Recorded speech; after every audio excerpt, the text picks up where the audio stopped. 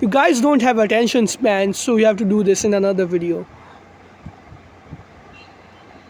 Yeah, so this was kind of my idea to make, how a Honestly, lot I of was also people. getting on it, but yeah, you brought up new topics, so yeah, that is like genuinely your credit.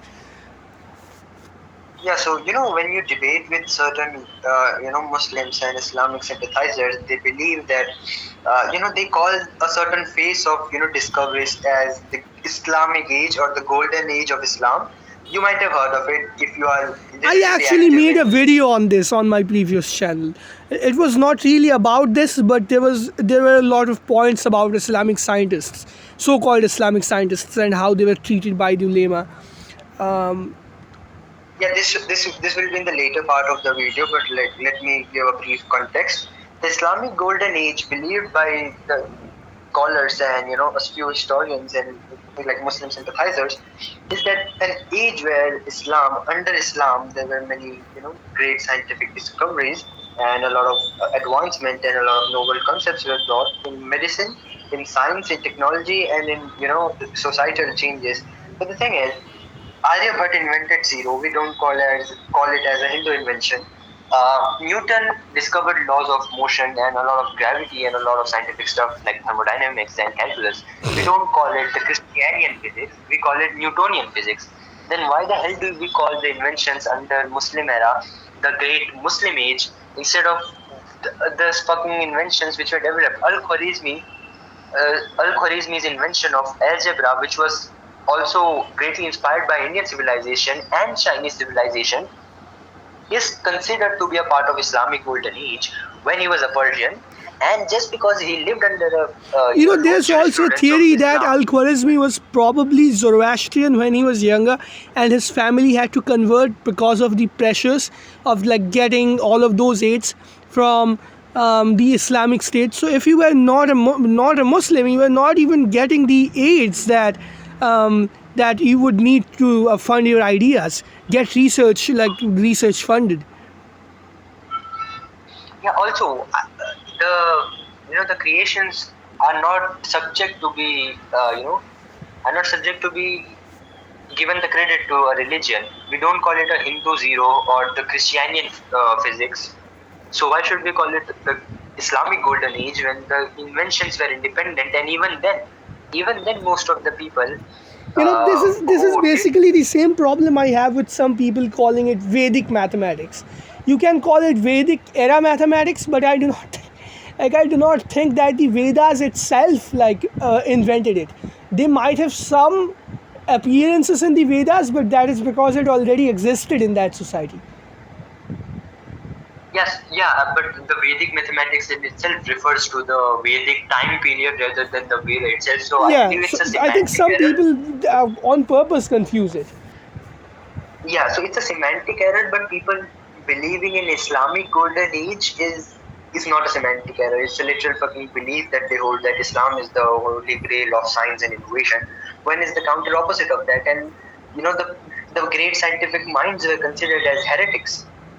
Yeah, I was talking with Orc about this, and he basically got to know this one from me. But to further explore about this, I would give you some examples of Islamic scientists who were Muslim scientists who were not really considered real Muslims by the ulema. Ibn Rushd, he was not exactly a scientist, but he was a commentator on Aristotle. He was a jurist. So he was put under house arrest. His books were burned by the Almohads, and he was put into exile. So that was really fucked up. And then you have, of course, Al-Khwarizmi. He basically said that God's knowledge did not extend to the particulars, and because of this, he was considered a heretic by Al-Ghazali. Then there was Ibn Sina, and he is known as Avicenna to the West. So he was believed to be possessed by the devil. And last but not least, you have the same thing was with Al-Khwarizmi, like I said. Then there was Al-Razis, right? Al-Razin, as he is known in the West. He straight up criticized Islam.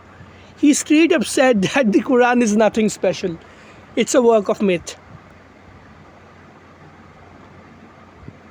Also, it's funny that Al-Razis actually admitted that their inventions, their ideas of rationality and scientific method, mathematics, and all of these physics discoveries are not just their own, they are built upon the works of the Greeks, Persians, and Indians, as well as the Chinese. So they did not hog credit for that.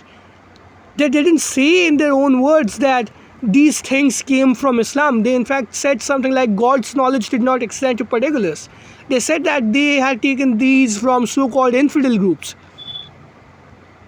Yeah, even the Newton, who was considered as to be a very prideful person, said that he stands on the knowledge of the ancient giants. By ancient giants, he refers to people such as Archimedes and Euler. Even though they were from a society which was pre-Christian and would be considered infidel according to his, his philosophy, his theology, but he still gave them credit. Like if you take a look at what was actually happening in the Arab Peninsula during the time these discoveries were, being made, these inventions were being made in Baghdad and Spain and North Africa, like Egypt, or northwestern India, parts of northwestern India which they had conquered, or Samarkand, like whatever. Like you would notice that in the actual Arab Peninsula, these people were obsessed with religion. They were sacking Mecca, like the Karamatins, in 930 CE. They were beheading people, raping women, and what the fuck not. They were stealing the black stone. It was insane, man. If you look at the actual behavior of the Islamic clergy, these were the same guys who'd call these people heretics. They were giving titles of Ghazi to people who were destroying monasteries and houses of wisdom because they were made by infidels. You are gaslighting, state of gaslighting, if you're going to tell me that these people cared about houses of wisdom. Yeah, that sole fact is alone refuted by the incidents of burning of libraries of Nalanda and Takshashila. Yeah, and then there was like Mahmud of Ghazni. He was ordered, he was offered the title of Ghazi. Insane, man. Also, like I mentioned Nalanda, so a fact came into my mind. These Muslim sympathizers also claim that the first university was made by Muslims. But the thing is, it's not the oldest university per date. It's the oldest still functioning university, because Nalanda University was, dysfunctional after the 6th century because of the invasions. So the oldest. It was not dysfunctional after the 6th century. It was in decline after the 6th century because the Huns had destroyed the Silk Route. It was actually beginning to kick back, after Tibetans were traveling to India again. Okay, so maybe I got the chronological order wrong, but so let me tell you this. What happened was Indian Buddhism and Chinese Buddhism were like split for 200 years. And so after 200 years, the Tibetans and Chinese finally felt like we may be straying away from the real thing. And it is indeed true that Chinese Buddhism was straying away from the real thing. In fact, the very reason Chinese Buddhism could spread anyways is because it stayed away from Indian Buddhism. Indian Buddhism was never a majority religion in India. It was a monastic religion, and it's the funny thing that a lot of times we have been taught in our school textbooks that people were converting to Buddhism because Buddhism was a simple religion. Bro, that is just bullshit. Do you genuinely believe that the common people convert to a religion which renounces worldly life? That's unbelievable. And the common excuse that these people have, they would tell you, oh, people were leaving Hinduism because Hinduism was becoming extravagant, and their so-called proof for Hinduism becoming extravagant is exaggerated rituals found in certain smritis like Yajnavalkya, right? We gifted 5,000 cows. Brahmins must be gifted 5,000 cows. And then they will take this at face value. This is their problem when they're reading Indian history. They take the exaggerations at face value when it fits their narrative. They do not take the exaggerations at face value when it doesn't fit their narratives. Also, these people don't take the Ramayana and the Mahabharata at face value. as proof of Indians having spacecraft and nuclear weapons. Yes, so I was completing my point earlier. The thing is, the oldest functioning university is actually Muslim. If you look at the time period when it was started, and it still functions to this day. So yeah, that is the credit where credit is due. But the oldest university by no means is an Islamic institute. It was an Indian institute, Nalanda, and even then, Indian universities such as Nalanda and Takshashila and other universities emphasized STEM. They emphasized science.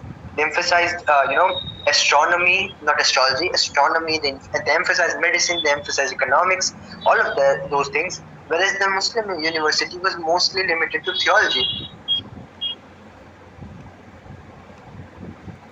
That's the difference. It was limited to theology, but yeah, bright minds, you would expect bright minds to originate in Persia. You would expect bright minds to originate in Egypt, anyways. So, this was not really the Islamic Golden Age. In a lot of ways, it was like the second Persian Golden Age. Or it wasn't Islamic age anyway. It was just what Indians, Persians, Egyptians, and Macedonians would have done anyway. Yeah, like it was basically the second Persian Golden Age, if you are going to call it that. Yet they just happen to be under an Islamic. They have this fantasy. I often talk to Muslims, and you talk about the conquest of Iran and North Africa. These people would tell you that the Persians were like corrupt. They were despotic in their rule. Like they sound exactly like the Greeks sound about Xerxes. They sound exactly like the Greeks sound about their opinions of the First Persian Empire. Exactly. While the reality is, the people who actually lived under the Persians, in many cases, they considered Persian kings to be their prophets. In fact, the funny thing is, the Quran itself, I think, has references to Cyrus, because Cyrus is a prophet in the Old Testament, and in some contorted, bent way, Islam actually still venerates the Old Testament and the New Testament. They still consider Jesus a prophet, right? They still consider Moses to be a valid prophet, right? So for the same reasons, they consider Cyrus a valid prophet. The infamous verse where the sun sinks in a muddy pool. It's brilliance of Islamic science, like Apostate Prophet always talks about. Like that is essentially a reference to Cyrus. Apparently, Cyrus had traveled to the end of the world and found out that the sun sets in a muddy pool. The muddy pool being the ocean. Crazy. Yeah, and again, when I was debating with one of my friends, he was like, "Oh, bro, when Muslims talk about apostasy, like back in the day, apostasy didn't mean that you left the religion. Apostasy meant that you betrayed your kingdom, and you were causing harm to the kingdom and all of that. That was apostasy." When Yeah. You know why this is the case? Why there were entire Ridda wars in Islam? Because Jelner, he was the author of Islamic Society and Postmodernism. He points out that Islam is one of the only religions where state and religion have been connected from day one. It's a closed system. That's the problem. So if you were leaving Islam, you basically had no incentive of attacking the Persians. You had no incentive of attacking the Eastern Romans. For the idea that their religions were inferior and false religions, that you would find in a sense that Muhammad wrote letters to the heads of state, essentially threatening them to invade their lands if they did not convert to Islam. Also, apart from that, even if you just look at the verses of Quran and Hadith, the meaning of apostasy is explicitly mentioned as person who leaves the religion, and that's like Ibn. What was the highest? Sahih al-Bukhari, I believe. The reason you are listen. The reason you are supposedly a traitor to the kingdom is because the kingdom is governed by the laws of Islam, and if you go far back enough, the Prophet of Islam himself. So if you do not follow his religion, you are essentially going against his motive of conquest.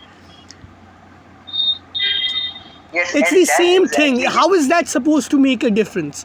How is that supposed to make a difference? So you are just betraying your kingdom, not just leaving the religion. How is that supposed to make any difference about a religion which has been a political power since day one? No, what he essentially meant was, even though it was a false argument, what he meant was the people who left religions weren't, beheaded, but the people who Yeah, it left was the basically religion talking and about going against your state, um, going yeah, against. betraying your state, Yeah, and supplying information to the opposite kingdom and all of those yeah, things. yeah, yeah. And I So explicitly mentioned the what they word. often try to do is they make a false equivalence fallacy. They're trying to make it seem like betraying a modern nation state. Yes, yeah, that's what he meant. That is the core of it. This is what you have been hovering around. They also do the same thing when they talk about the Aryan migration. They equate Aryan migration into India with the Islamic conquest. It was also a common tactic used by the British.